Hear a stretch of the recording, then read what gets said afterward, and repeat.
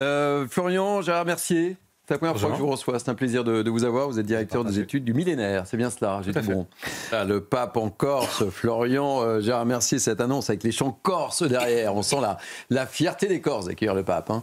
Ah bah, tout à fait, et d'autant plus que le pape ne se rendrait pas à Notre-Dame, donc certains y gagnent, d'autres non. Voilà. C'est important dans le contexte du moment et climat ambiant en France que le président de la République se rende à Strasbourg.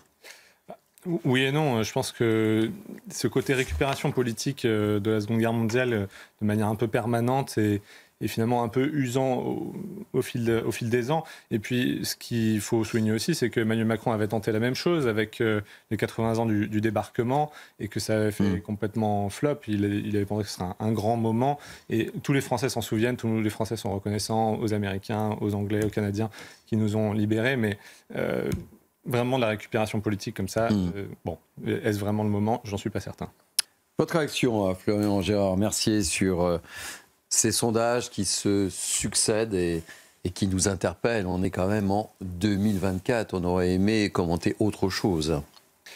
On est d'accord, c'est vraiment très attristant et il faut vraiment rappeler quelques chiffres quand même pour se rendre compte de l'ampleur du sujet, parce que les violences antisémites, c'est quand même 35% des actes antireligieux, alors que les juifs ne représentent qu'1% de la population française. Et dans plus d'un tiers des cas, c'est des attaques contre la personne, et pas seulement des dégradations ou des inscriptions sur le mur, etc. C'est vraiment des gens qui attaquent d'autres personnes. Pourquoi? Parce qu'ils sont juifs. Donc cette montée de l'antisémitisme est terrible. Elle a été, il y a une explosion quand même. C'est plus 300% d'actes antisémites depuis une véritable explosion. Le 7 octobre.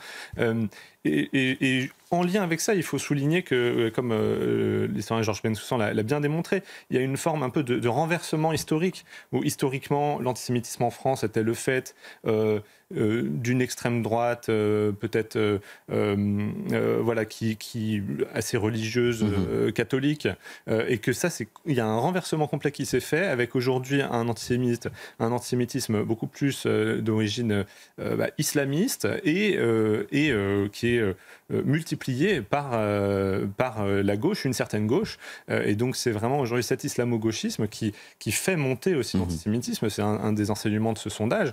Je crois que c'est 76% des Français qui considèrent que les propos de Jean-Luc Mélenchon augmentent cet antisémitisme. Donc on a un espèce de cocktail absolument affreux qui conduit à une situation qui est terrible, et on comprend du coup pourquoi de plus en plus de juifs considèrent et quitter la France, et même le font. Alors, Florian Gérard Mercier.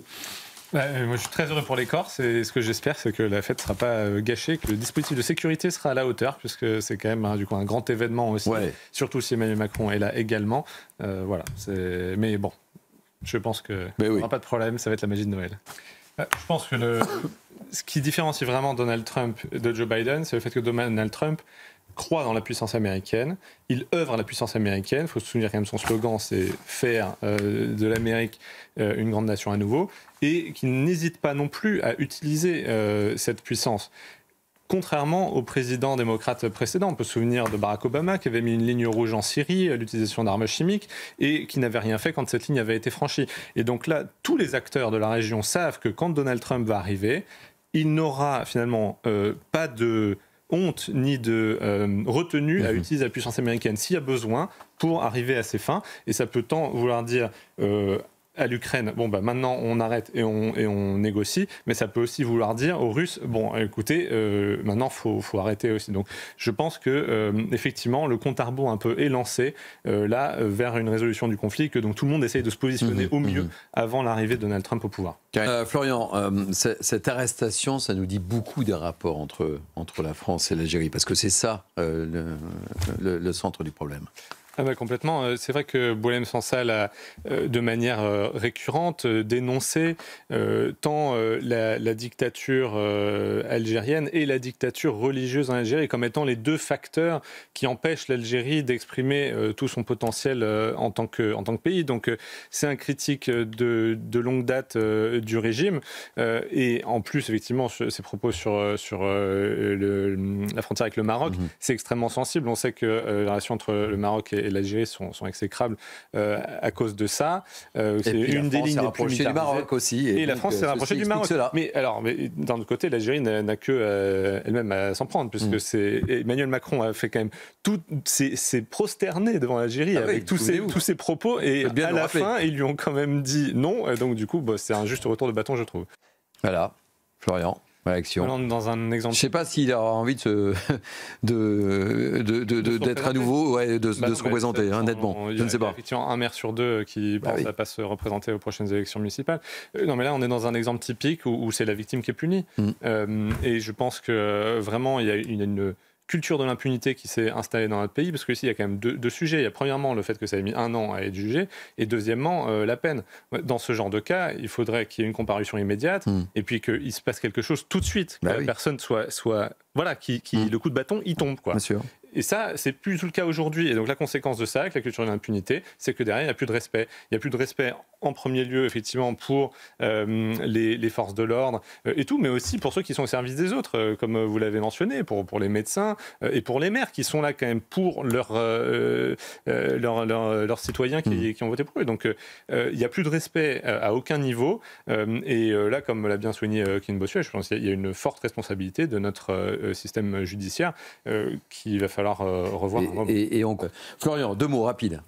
Oui, mais moi je préfère parler de néo-féministes justement c'est un peu ces nouveaux groupuscules qui sont dans la mouvance de l'extrême gauche, puisque le féminisme aujourd'hui, c'est-à-dire la lutte contre les violences sexistes et sexuelles, pour moi, il est majoritaire dans le pays, et tout le monde, tous les Français ont cette image humaniste et universelle du féminisme que ce collectif représente parfaitement.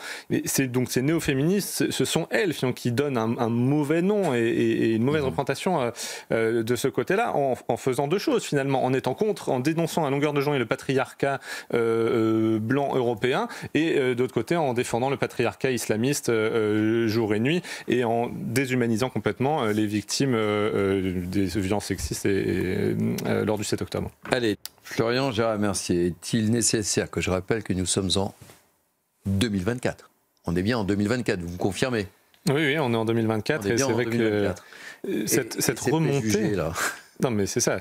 Mais il y a aussi une remontée, c'est ça qu'il faut dire, c'est que la tendance est vers une montée de ces préjugés, une montée de l'antisémitisme. C'est de plus en plus débridé. Et je pense qu'on est dans un cercle vicieux. Pourquoi ? Parce que plus il y a ces préjugés, plus il y a des violences envers les Français juifs, et plus, du coup, ils ont besoin d'être sécurisés, plus certains quittent le pays, et donc moins, en fait, il y a de Français qui en connaissent et qui peuvent se rendre compte en direct que ce sont des Français exactement comme nous, des humains exactement comme nous, et que donc ces préjugés n'ont pas lieu d'être. Donc ce cercle vicieux est terrible parce que en fait il participe de la déshumanisation des juifs, et voilà, aujourd'hui être juif en France c'est très compliqué, et en être là encore une fois en 2024 c'est tragique, c'est tragique. Quoi ? Il n'y a plus de limite. Non, il n'y a pas de limite, et puis il n'y a pas non plus de limite dans l'ironie, disons, ou l'hypocrisie, parce que là, voir LFI qui parle de défendre la liberté d'expression, mais donc là, ils veulent abroger ce délit d'apologie du terrorisme, mais il faut rappeler aussi qu'en France, il y a un délit d'incitation à la haine, à la violence ou à la discrimination, qui est utilisé de manière extrêmement régulière pour limiter la liberté d'expression dans le débat public, et donc là, il s'attaque à celui-là, mais donc si vous voulez vraiment libérer la parole et finalement avoir un modèle à l'américaine, en suivant ce que peut vouloir Elon Musk. Par exemple, c'est un vrai débat complètement libre où les gens peuvent tenir les propos les plus ignobles, les plus affreux, parfaitement librement. Ils devraient aussi retirer ça. Donc là, en fait, on est vraiment sur quelque chose où ils se sont sentis menacés. Voilà. Pour une fois, disons, la justice s'est un peu retournée contre eux et contre leur position. Et donc, du coup, ils veulent mettre fin à ça. On est vraiment dans l'hypocrisie la plus crasse, et vraiment aucune limite dans l'ignominie. Aucune limite. En fait, l'effondrement du niveau, c'est le reflet de l'effondrement du niveau d'exigence. Parce qu'on a arrêté en fait de demander aux élèves d'apprendre, on a arrêté de demander aux professeurs d'avoir un haut niveau. Quand on regarde dans les concours, que ce soit au CAPES ou à d'autres choses, souvent on ne remplit même pas les places. Et donc quand on regarde vraiment notre niveau s'effondre au niveau international, et moi ce qui m'inquiète, ce qui nous anime au millénaire, c'est le fait de refaire de la France la première nation européenne, de retrouver notre puissance, mais pour ça on ne peut pas le faire avec des jeunes qui ne savent plus faire une addition ou qui ne savent plus écrire. Et donc il y a un vrai sujet ici, le réarmement de la France, non seulement sur tous les niveaux, mais aussi au niveau éducatif. Florian. Moi je veux dire un mot. Commentaire. Quand il a dit que toute loi, il pose la question, toute loi est-elle légitime ? Mais il n'a pas sa place dans le débat public. Enfin, je veux dire, les lois de la République sont votées par la représentation nationale. Quand on est sur ce type de propos, ça veut dire qu'on sort du cadre de la République et de qui nous sommes en tant que Français, en tant que pays. Donc oui, c'est une erreur grossière et grave de la part du service public de l'avoir invité, de l'avoir fait parler de cette manière avec nos impôts.